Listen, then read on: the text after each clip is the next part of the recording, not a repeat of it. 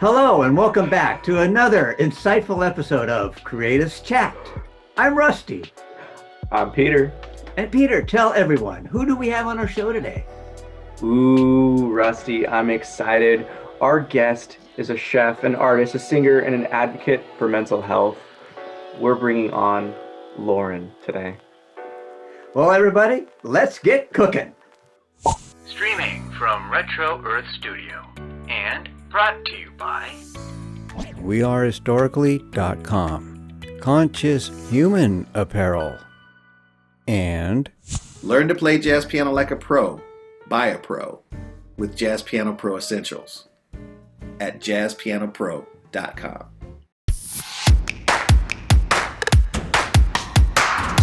Everybody, meet Lauren. And Lauren, thank you so much for coming on Creatives Chat. How are you doing today? I'm good. I'm good. I've had a very productive day, and now I'm just kind of hanging out. That's awesome. Well, let's just get right into the nitty-gritty with this. What's the chef's experience been like in this kind of era of the coronavirus? Like pre, post, all in between. Oh my God. I don't know why I didn't think this was going to come up. It's been crazy. I think I can, for everybody in the industry, when I say it's been, none of us ever saw this coming. Okay. And a lot of us lost our jobs, couldn't find any more work because there was no work. And then it was just, the only people that really were able to keep their jobs were people that were at upper echelons of companies. Yeah. So it was very, very tough for if you hadn't already made it to that level, which is very hard to do. So I think a lot of us kind of got a lot of sore spots from it. With the way that the industry is sort of ramping back up now, it's a little different. But a lot of people, I gotta say, a lot of people are really just burnt out on the industry in general because it's all of this work for a minimal amount of money, and it's a very heartfelt industry. Like, a lot of people who are in my line of work do it because they really want to do it, not because of the money, but there's that creative aspect of it that's so important. And when you're throwing everything in a box and shoving it out the door for it to go, it takes all of the passion away from the industry. So it's been really, really tough for people who did stay in. It's been tough for people who weren't able to stay in. It's been tough for everyone all around, I would say. Yeah. Well, and not to mention, oh, sorry. All you. Keep it rolling. Well, not to mention, the way that things have kind of panned out, it's changed the shape of the industry forever. So if you now don't offer to go and dine-in service, or if you're following guidelines, or if you're not following guidelines, there's so much taken away at this point. It's so crazy. So right there, though, the creative aspect of culinary arts and really being able to express yourself and just let it loose in the kitchen. Yeah. How have you been able to transition that like into your home life more, like into your personal life? Do you feel like there's been a switch where it's just like those that have stepped away kind of ball out for themselves? Oh man. My personal life over the last year, I can speak for the industry as a whole, but myself personally has been quite the journey. Yeah. I was a pastry sous chef at the beginning of the pandemic. I had put in my 2 weeks as a pastry sous chef to go to the Ethan Stoll Company so that I could train into a sous chef position there. Okay. And then my last day of work at the first place, the next day was going to be my first day at work at the next place. And that was when they made the announcement, and I got laid off that day. Whoa. Yeah. And then I I drove across the country for another job, and Wow. that didn't work out. And then I drove back to Colorado, and it's been a lot. And then myself personally, my dad actually died from COVID, unfortunately. Mm. So that's been a big impact over the last year. But I will say I think this year has kind of tested my resilience quite a bit. And I think I've been able to truck through a lot more than I thought I would. Well, right there, that's one of the reasons why, I really wanted to bring you on and highlight your experiences on Creatives Chat because, seeing, just the IG page, still throughout this process of, of transition, of loss, of healing, and just kind of the journey in between, it's still one of those things where when you see someone that's going through stuff, like, they're going through stuff, you don't know them, but you're just like, oh, wow, like heart goes out to you. You see them just having these experiences to create something that not only looks delicious, but it like brings family together. And it's like, and you can see satisfaction on like their faces and things. Like, how do you feel like the kind of kitchen environment and culture kind of prepared you for like this tumultuous period of life? God, I've said this so many times. My life changed when I got in the industry because Yeah. I'm sure most of the people in the industry will agree with me. A lot of us are just messed up. A lot of us have been through a lot of the same things. We understand a lot of the same things about each other. Mm. We can get in a fight and go have a beer after. There's a very strong sense of community in the kitchen. Mm. And if it weren't for my brothers and my sisters and all of the people that I've, gotten into the industry with supporting me through this, there's no way that I would have been able to do it. Not at all. Wow. So my kitchen bond has prepared me for the worst, I would say. See, that's something that's really cool, though. I mean, it's interesting. You usually don't hear people highlight their industry, but like it attracts a lot of messed up people. But I guess that's just the kind of Well, we aspect, are. the creative I like spirit, to right? say, yeah, I like to say that we're all pirates. Because Why is all we do is cuss and drink and smoke and cook. that? The modern day pirates. Everybody that I work with is amazing, wonderful people. They've all just been absolutely wonderful, and my parents have actually been incredibly supportive as well. Because I was actually adopted when I was a kid, so my adopted family has been very supportive through all of this as well. So Wow. And that's one of those things right yeah. there. It just goes to highlight when you have someone that has such a varied experience and has been exposed to a lot of stuff. I feel like they can tap in extra deep into those kind of creative powers, in the flow, in the now, or you're drawn to it in terms of expression. Yeah, I would say so.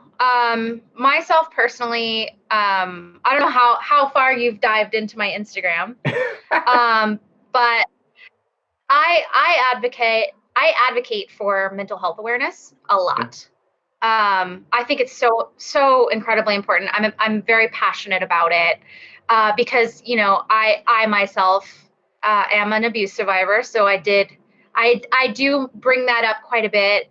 But part of some of my experience in life, because I was such a loner when I was a child, I often spent a lot of my time doing creative things because it was a very strong outlet for me. And I think that's why a lot of people who, again, have a lot of trauma end up in the industry, because we all have those experiences where we need that outlet, and you find that creativity and you just stick with it. Ooh. Ooh. Well, what brought you into the studying of cooking? That was my go-to when I was a kid. When my parents were asleep, I would sneak up into the kitchen and just cook and just mess with stuff, because I again, child of abuse, I had always been told that I was not intelligent, that I was not talented, that I could not do these things. And my stepmom was actually an incredible cook, just one of the most incredible cooks that you've ever seen. She could go to a restaurant and have a plate of food for the first time and be able to cook it immediately. Wow. Yeah. So I had actually expressed that interest really early on, and that was the response that I was given. So I ended up sort of finding it all on my own. And so that was really the only way that I could kind of cope with my situation. Yeah. That's interesting. And well, I guess, was there a moment when you knew like, oh, this is my thing? Like as a kid, is it a dish? Is it anything that kind of brings that nostalgic knowing? Actually, the moment that I figured that out was when I was working at Microsoft. Because Wow. I had been in the tech industry for a while. I stayed in the tech industry for a good long while. I worked for the user research team. I was great at my job. I was getting paid really good money, but I would go home and cook all night long because I was miserable. Wow. And I finally decided, if this is something that I love this much, why am I wasting all of my time in a job that I hate? So I packed everything up, put in my 2 weeks, and started culinary school, and then started 3 more culinary jobs right at the same time. And I just wanted to soak up as much knowledge as I could, because the thing about the industry is that everybody who gets in usually starts a lot earlier. So I was already way behind in the game. I didn't start getting in until I was 24. And all these people that are younger than me are already way ahead of me in years and knowledge and experience. So I was like, okay, I'm going to go to school full time. I'm going to work at this restaurant job. And I'm going to work for the Seahawks because I had an internship with the Seahawks. And I would literally, my day would start at 4 a.m. and my day would end at midnight because I was doing it all. And I pushed myself really, really hard to learn everything that I could. What kept you going through it? Like what kept you in that state of just like pushing through that? Because that's hellish hours to say the least. God,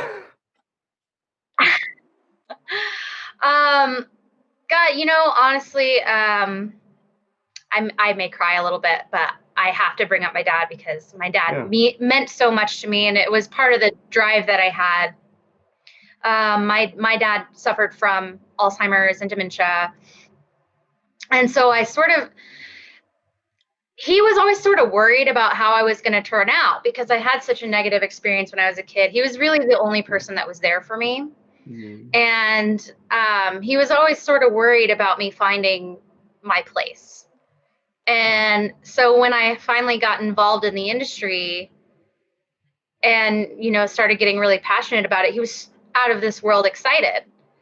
But his dementia and his Alzheimer's kept consistently getting worse. So, I just sort of promised myself that I would get to a level that I was really proud of before he either forgot who I was or passed on, because I knew my time with him was very limited. He was a much older man. My dad was actually 77 last year when he passed. So if that gives you any idea, he was like 47 when he had me. So, it just really meant a lot to me to do something meaningful with my life.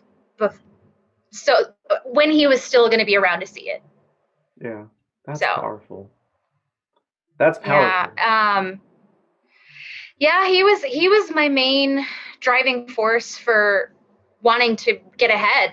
And it's actually crazy because after he passed, my whole perspective on my career has changed in a billion different ways. So, it's crazy how life can kind of take you on those journeys. But, since he's passed, my purpose has changed, and like my drive has redirected itself, and I think different things now. And it's kind of weird when that's your driving factor and that's taken away. No. Well, how's been the transition? What is this investment kind of transition of just thought of direction? How's it pivoted? Where are things going now? God, I have really tried to get my shit together. That's how. Uh, I, I have kind of just taken some time to really think about what it is that I want, what it is that my end game is going to be. And for so long, it was always just like, I have to make money. I have to be, I have to be a chef. I have to get up there and like do my best and blah, blah, blah. But my focus has shifted from being a successful chef to being happy. So a lot of the time that I've spent kind of in mourning, I've thought about like what it is that I really want. And I still want to be a chef. Cooking makes me happy. It's something I'm incredibly passionate about. But I don't know that I want all of that pressure of the restaurant industry anymore. Like I said, the industry's changed so much anyway, so it's definitely not the way that it was before. But I think I would just be happy having a few cows and goats on a farm and making some cheese. So I've diversified my investment portfolio. I've switched up my saving strategy to buy land. I'm putting my feelers out in more directions and really just training myself on that knowledge. So. Love it. Love the homesteading vibe. I think life is a little different place when you sort of accept just wanting to be happy instead of pushing a bunch of other stuff. And that right there is a special avenue of exploration because it's really the courageous path to go against the grain of what everyone's been conditioned and taught, that it's always almost kind of causes, like, it induces panic in others when you talk to them about these types of transitions. We're like, oh yeah, I'm okay walking away from these things and doing my own thing. And they're like, wait, what? Why? Oh my gosh, it's this. And I think that's how you can always tell where Yeah, I lost friends over it, over changing my mind about the things that I am interested in or the things that I want. And I just said, you know what? Go on and do your thing. That's so wild. Well, what is it you think about someone else going against really the own perception and creation they have in their head? When you do something that's counter that, why is it that people react so tepid and or even hostile? There's a lot of different ways people respond. I've had these conversations with my mom, who is, by the way, my best friend. But her and I have had these conversations over the last couple of weeks. Myself personally, I don't really care what other people do. 100%. If you are my friend, I'm going to support you no matter what. I may not always agree with the things that you do, and I'll tell you because I'm a very open, honest person about those things. If I think you're being an idiot, I will tell you. But that doesn't have any effect on whether or not I think you're a good person. Now, if you did something deliberately malintended, so if you cheated on your wife, I probably would lose quite a bit of respect for you. But if you're just making life decisions, who am I to fault you for your journey? I feel like you should. Life throws so much crap at every individual all the time, consistently. If you have to make decisions to pivot accordingly and put yourself in the path that you want to be on, then more power to you. Make the choices, do your thing. What in the world nowadays makes us do the opposite, though? I feel like there's so many people nowadays, and then that's the double-edged sword of the coronavirus, is that it's kind of brought people to either this avenue where they're going to continue to go down it, or they really chose this time to really question, like, is this the direction I want to go with it? What does it take to look within in terms of your own experience and transform it into something more of an opportunity versus well, I will say one of my mentors had actually given me quite a bit of great advice before I reached where I am now. He had said, happiness comes from within. Yeah. So I think all of that is based on a personal experience for people. I think if you're in the right headspace, those are the thoughts you're going to have. If you're not in the right headspace, if you're not ready for growth and change, maybe that's not what you're ready to do at that point. And I think every individual, makes their decisions accordingly.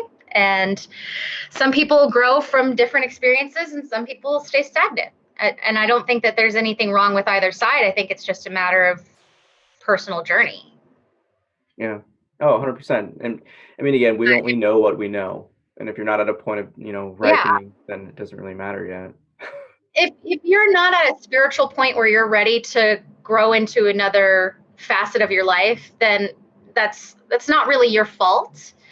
And your circumstances changing in a particular way can push you or can drive you away from different thoughts. So I don't really think anybody's at fault in that, Yeah. I think it's great that it's motivated so many people to like get up and like do something powerful with their lives and make them happy. But I think the people who are still ready to just do what they were doing before and ready to get back to normal, I think those are still great people. I mean, fuck, maybe they're just still happy. Maybe they were already happy. Yeah, I mean, again, everyone's at their own point of knowing and experience and really what tickles their fancy, if you want to say anything like that. But it goes into the opportunity where for yourself in this time of transition, has the kind of coronavirus environment really supported you in the sense of like the looking you were looking to do in terms of like internal development, self-empowering, whatever we want to call it? If COVID hadn't happened, I don't think I would have developed as much as I did. No. I think I would have kind of continued to push the direction that I was going. And, I think, unfortunately, it might have bit me in the butt sooner because it has now. I actually have had to take about a month and a half off of work because I had major surgery. Because the industry is so intensive on the body. I worked myself into an ulcer and a hernia and a ruptured ovarian. And like, it's been, I mean, the industry is very, very hard on the body. And I would have continued to push my body in that way without coronavirus. And I probably would have broke down sooner. Wow. That's intense just to think in terms of like the hustle and the grind that is the kitchen life. It also does make sense why everyone goes so deep though in the kitchen that I work that I know that work in the kitchens that like are of the culinary arts, is because they're going through such an intense, like almost forced flow. Like you have to be in like the kind of moment. There is no time to go through the motions and just kind of space out. You're always very aware. So like you can get very tapped in. So I could easily see the body just going beyond its limits just because you're so like laser focused in the kitchen. Well, yeah. I mean, and it's not even just the fact that it is laser focused. It's laser focused for such a large amount of time. So I mean, up until about a month ago when my body broke down, I was, waking up for work at 9 a.m., driving an hour, trying to get to my work by 10 or 11, and I wouldn't leave till midnight, 1 a.m. Yeah. So I'm like, I mean, and that's just if you're like a chef or a sous chef. That's not necessarily how it is if you're a cook, because cooks, you can't get overtime. But I will say, but you would be amazed. And I did this many, many, many times myself. But and the people who are truly passionate about the kitchen do it all the time. But they'll come in, they'll work off the clock. If they know they have a lot to do that day, they'll come in and they'll do it without being paid for it. And I've done that many, many times. I don't recommend it, but there comes a point where you say, okay, do I want my entire day to be hell if I come in on time? Or do I come in a little early, get everything I need to be done, and then service runs smoothly? So we all make those choices for ourselves. Yeah. Ooh. It sucks, but if you want to earn respect in the industry, a lot of people end up working off the clock. It's not legal. Interesting. It's not legal. It's not recommended, but we all work off the clock, and chefs get driven into the ground quicker than you would imagine.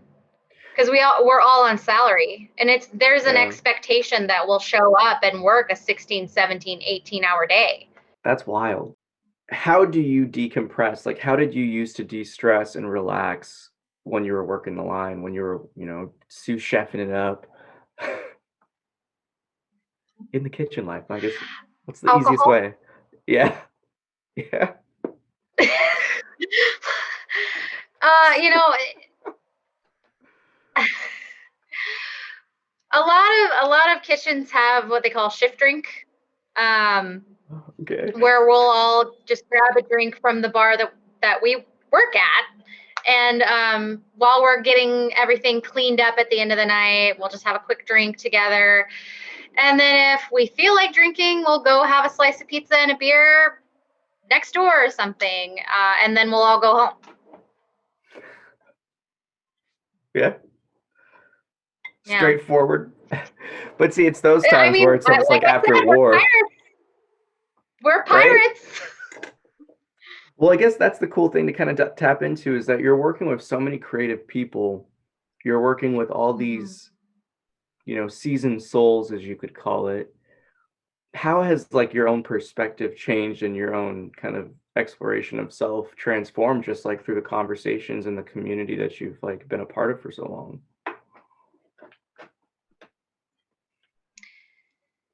That one's a loaded question, actually. Pretty loaded, right? Yeah, that's a loaded question. All we do here.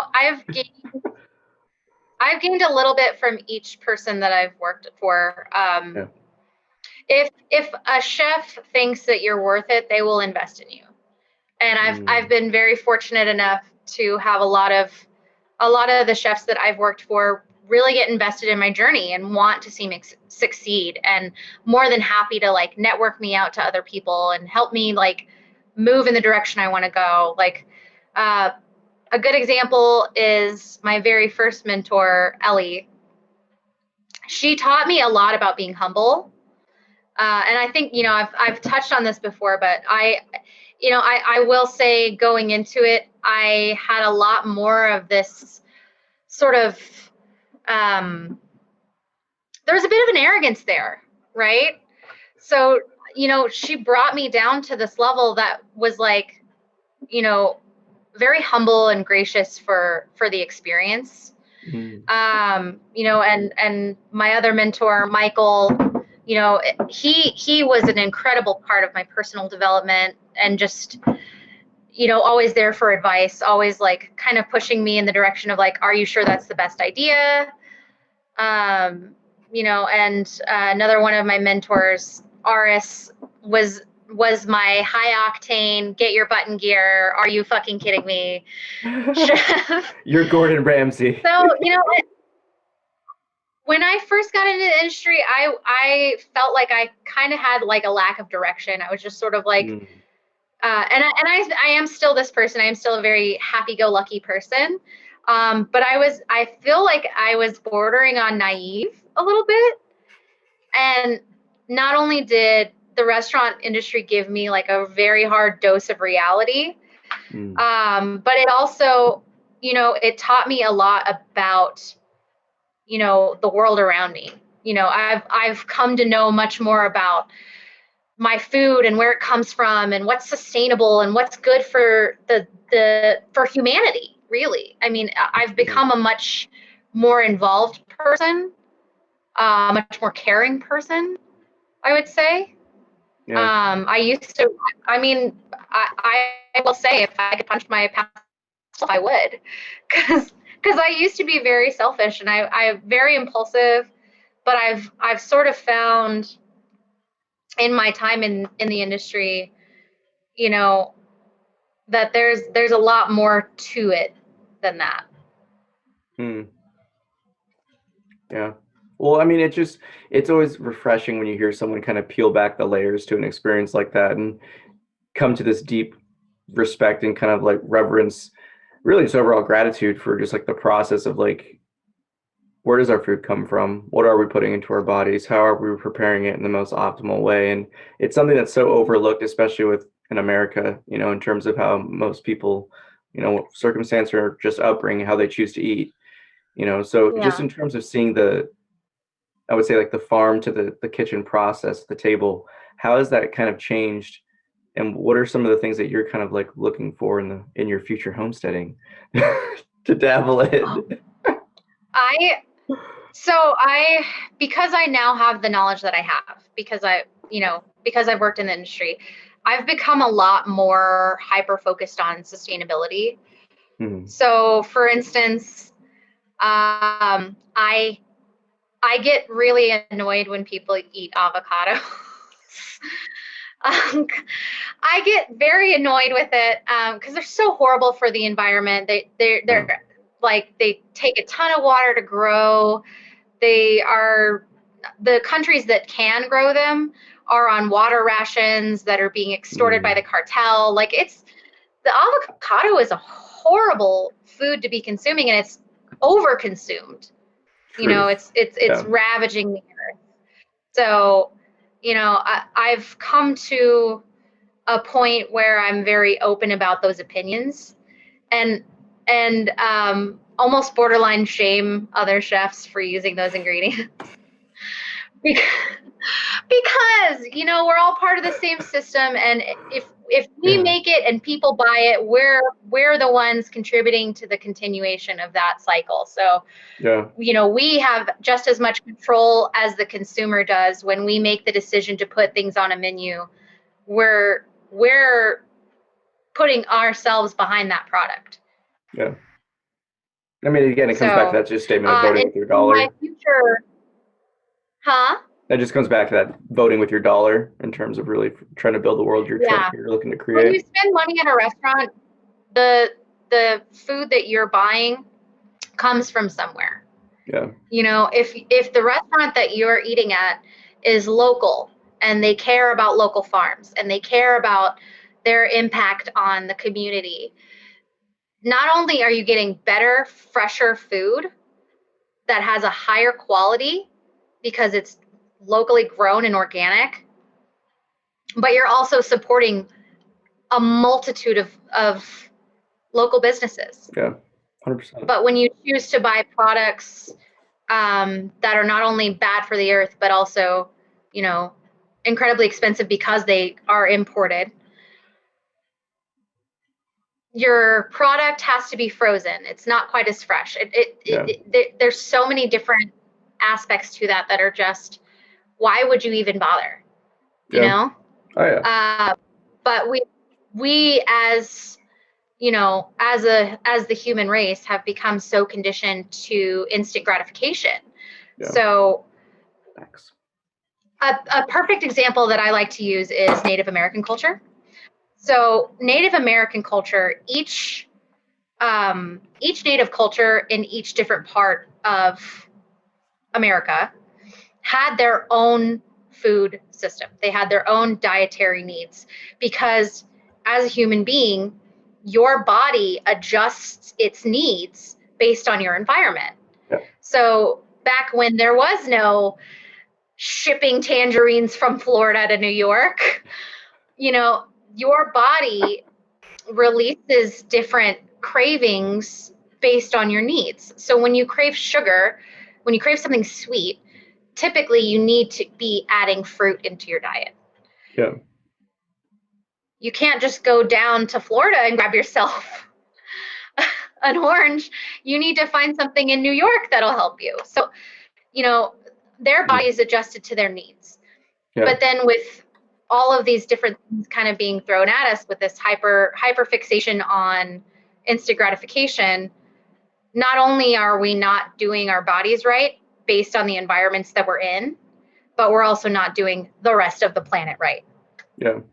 Well, it comes back to that point too, where there's that deeper knowing of, they always say you are what you eat, but it comes back to a Yeah. deeper understanding when because my experience in terms of like the science factory farming area would be more so in antibiotics and different medication development, because I worked at Big Pharma, and I remember working with a few clients who worked with food industry, and it's really alarming to see that we've gotten to a point where most people are so disconnected from that farm to the table, like farm to the Yeah. kitchen type of upbringing, type of understanding and relation with food, that they really don't care what they're putting into their body. And I think most people don't even really eat food anymore. They eat products.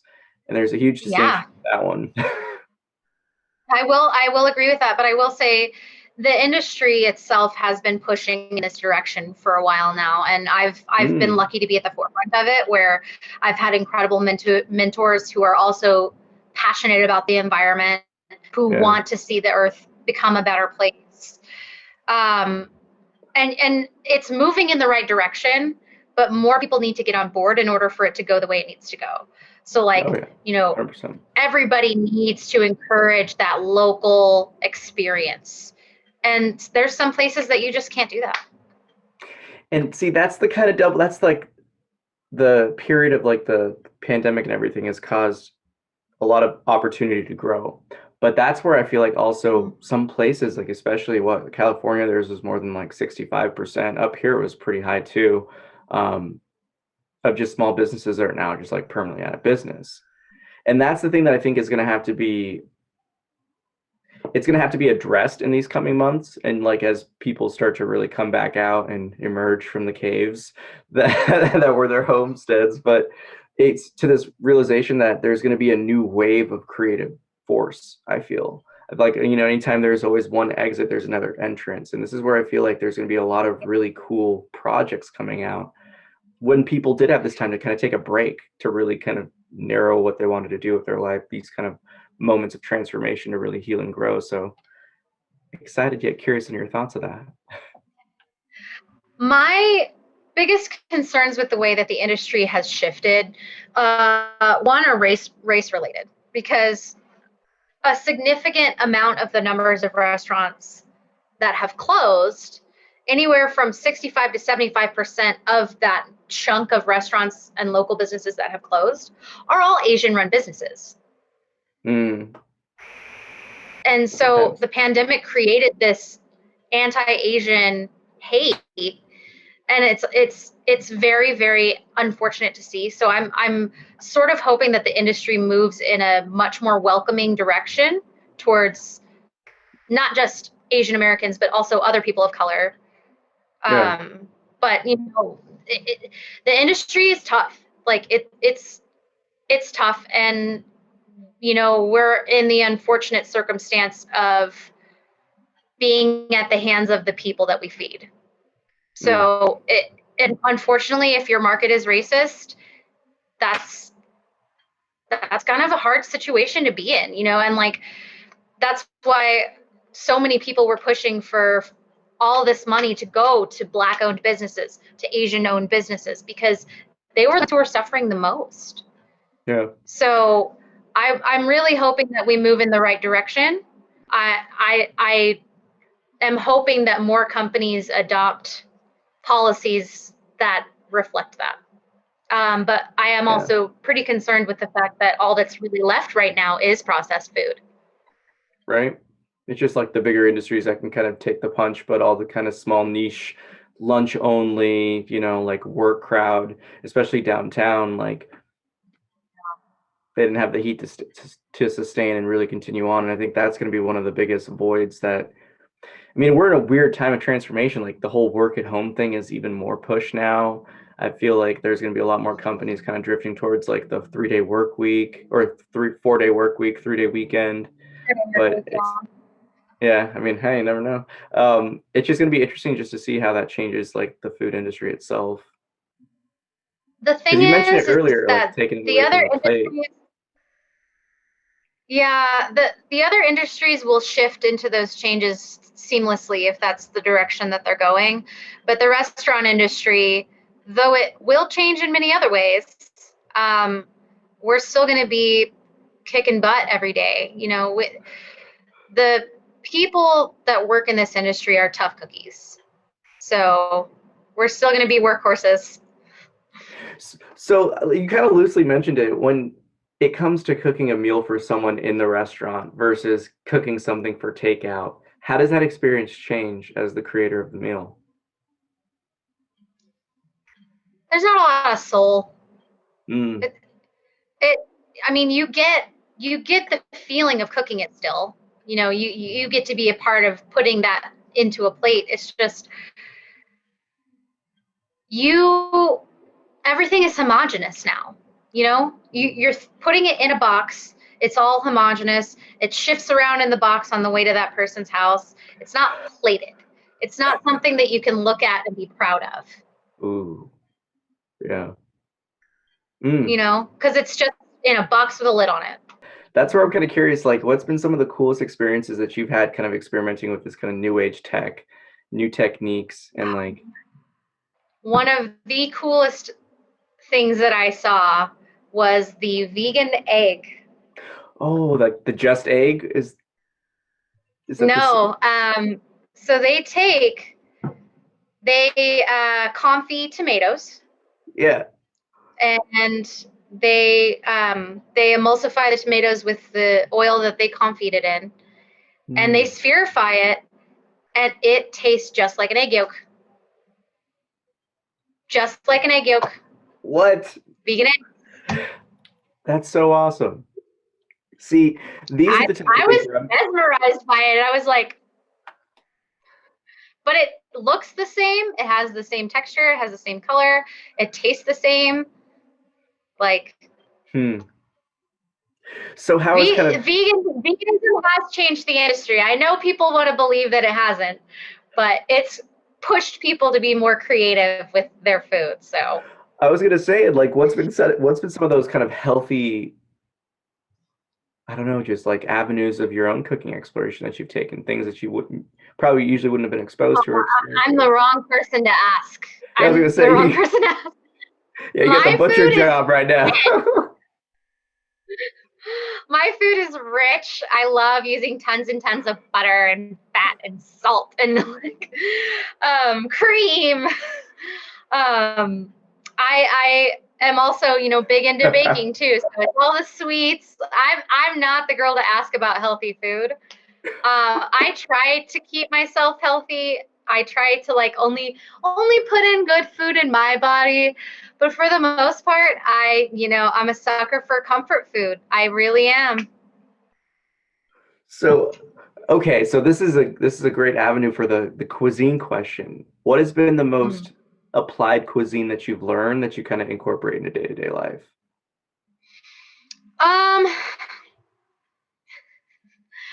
Breakfast food. Yeah. When you work brunch and you get a feel for brunch service, and then you end up, you know, taking care of yourself, because we work long, crazy, hard hours. In my personal life, a lot of my cooking is breakfast. Breakfast or baking. So, I really just, I love throwing down on breakfast, and that's most of what I end up applying in my day-to-day life. But as far as the cuisine that I've spent the most time in, that's definitely Italian. Ooh. So pastas, really master the doughs. Do you count baking as a cuisine? That is the question. I would definitely consider it as its own identification. Needs its own category. Well, then definitely baking, because I've been baking since I was 12. So yes. So how'd that evolution start? Like, how'd you get into baking? When did you first start really applying that culinary wise? I'm curious about the bake journey, because I'm really like, I think I'm a year and some months into bread making. So it's like sourdough starter, making sourdough loaves, using the discard to make pasta. Like, yeah. I may catch a little bit of heat for this, but Paula Deen.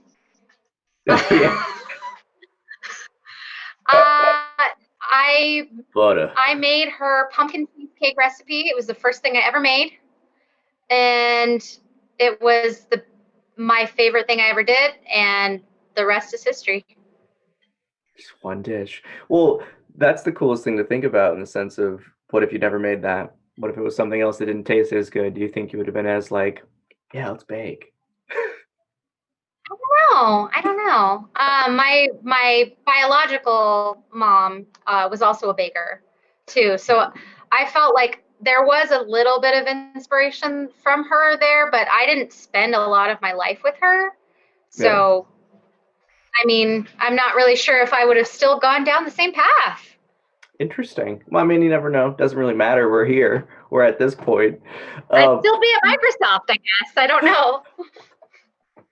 Well, what's some of the coolest things that you're baking now? Because I saw the one like triple proof and pick where you just like hand in the dough, which is favorite part when things are proofing.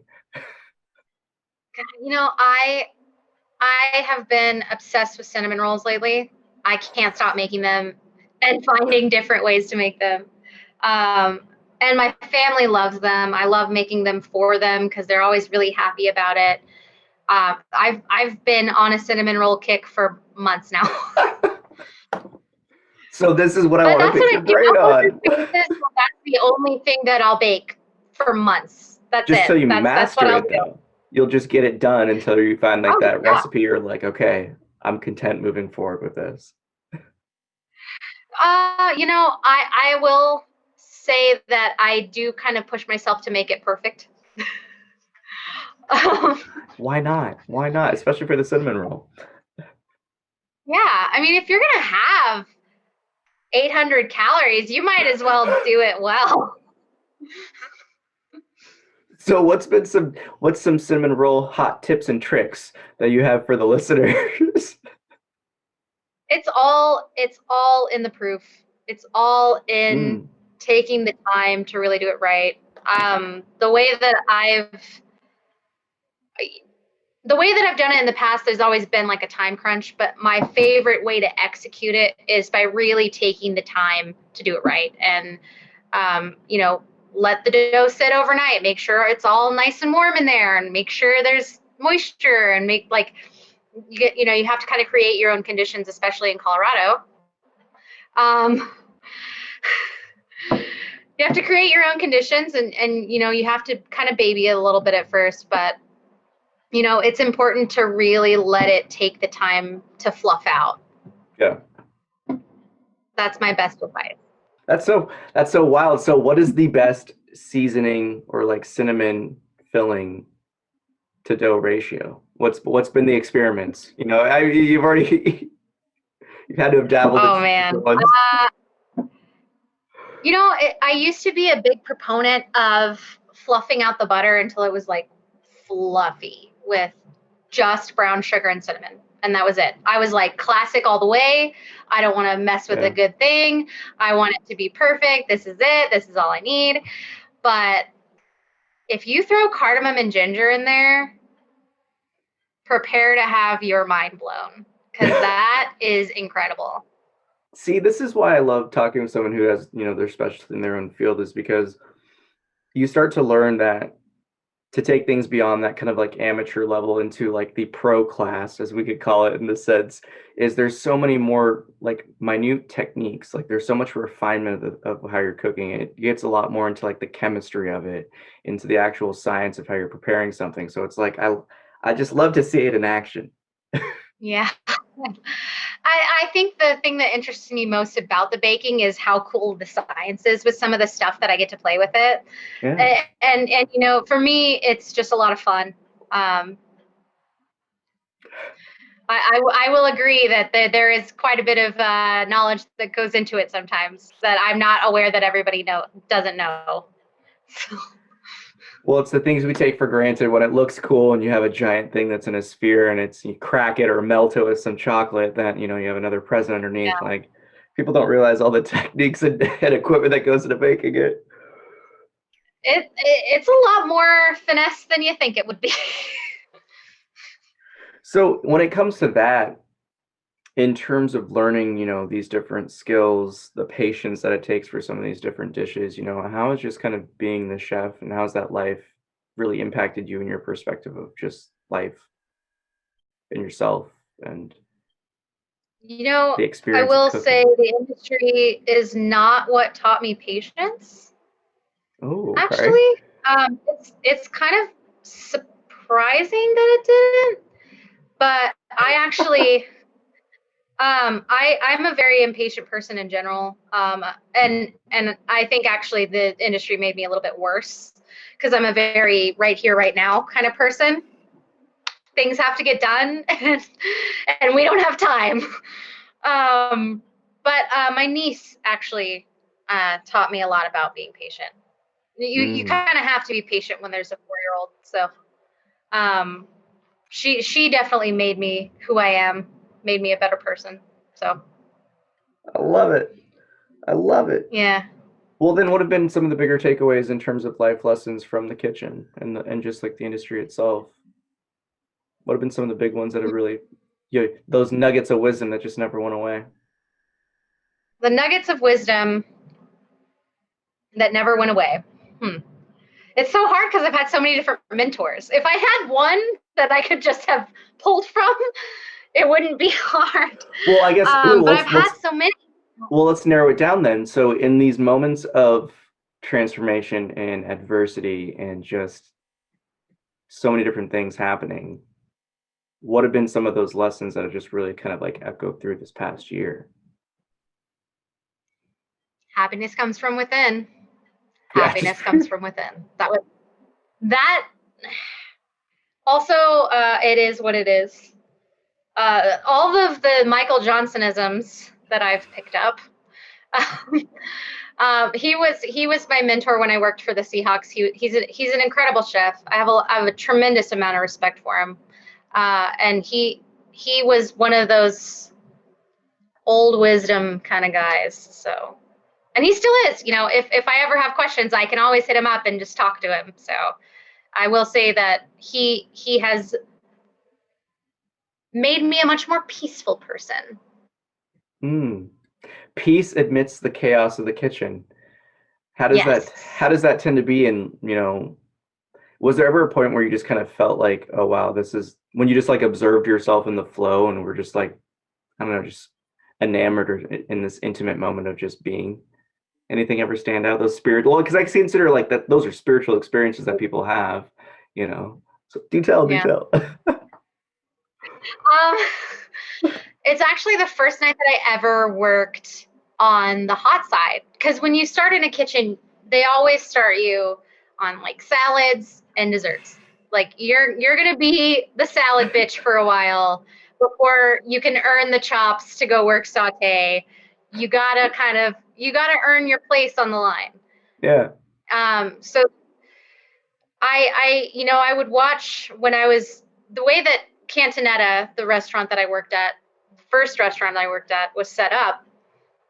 Whoever was the salad bitch was kind of tucked in this like closet area, and it was so bad. It was such a small space, but it was perfectly functional for what it needed to be. Yeah. But you would be right here, and then you would turn around, and the rest of the line would be out there. So the ovens were on this side, and all of your supplies were on this side, and the chef's right in front of you, and the saute cook's right next to them. And I would watch Ellie flip pasta, and I was just enamored by how fucking cool she was. Like, I will say Ellie and I sort of had our own little falling out that I don't necessarily want to get into, but she is one of the most inspirational people I've ever met. And she definitely just, there is this aura about her when she's cooking that it just makes sense. You know what I mean? And I would look at her cooking on the line and I would just be like, that's what I want. That's the person I want to be. Yeah. And then, when she finally gave me a chance to go up on saute, she did it because she really believed in me and she really thought I could do it because I had proved myself. And I remember the first time I ever flipped a pan, I was just like, this is so cool. I did it. That's awesome. My God. And the funniest thing, because going up for that position when it became open, like I said, I had no experience. And Ellie asked me when I interviewed with her, she was like, well, do you have any experience? I was like, no, but I really want to. And she hired me just on that alone. The willingness to learn. Yes. And it was between me another cook that worked at another one of our locations, and someone else that she had considered bringing in. And she tried each of us out on a night on the line in that position. And she picked me. There you go.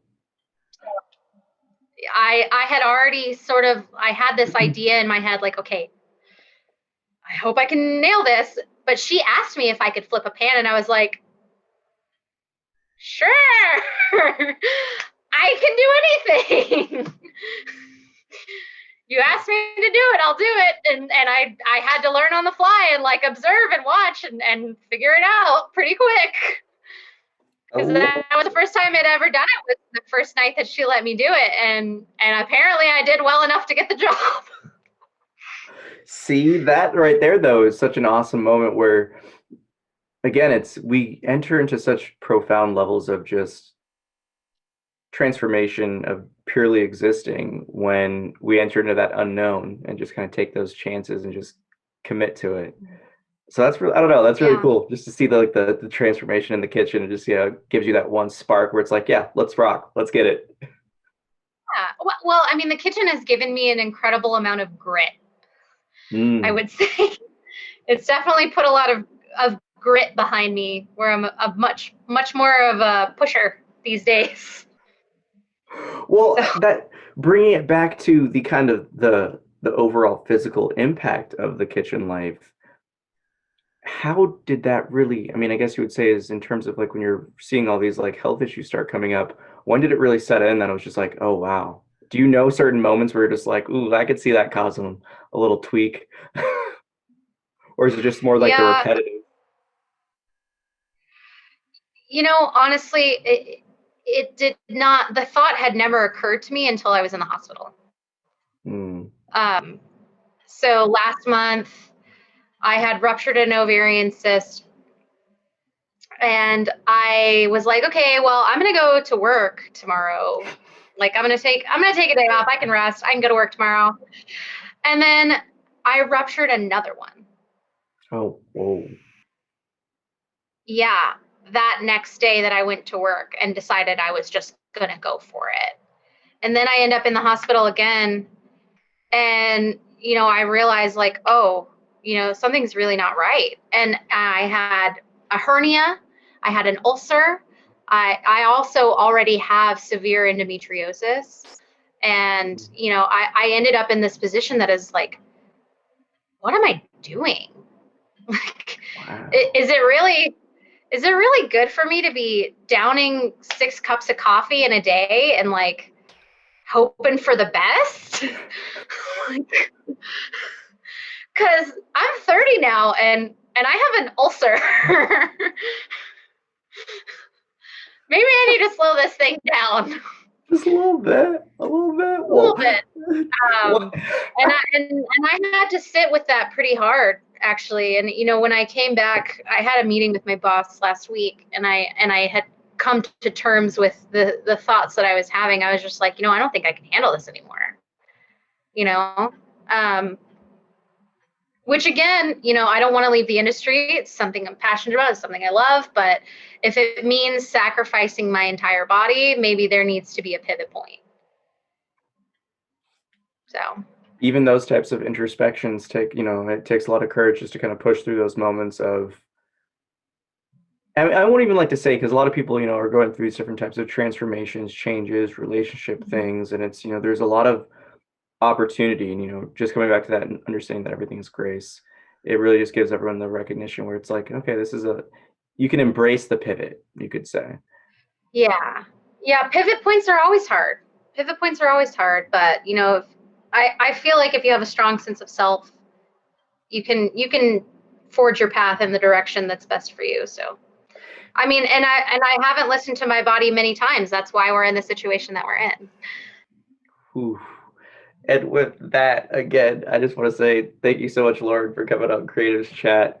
Yeah, thank you. It was a pleasure. I'm so glad that you invited me. I would love to do it again sometime. I loved it. I love it. Well, we're going to have you stick around for the after show, but listeners, thank you for tuning in. Roll the outro.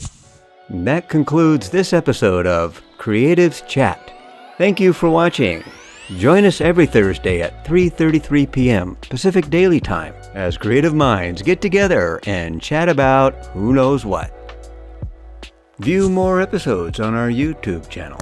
Don't forget to like and subscribe. Thanks again to our sponsors for making this show possible. Thank you, We Are Historically, for your conscious human apparel. Shop online at wearehistorically.com. Hi, I'm Darius Wilrich.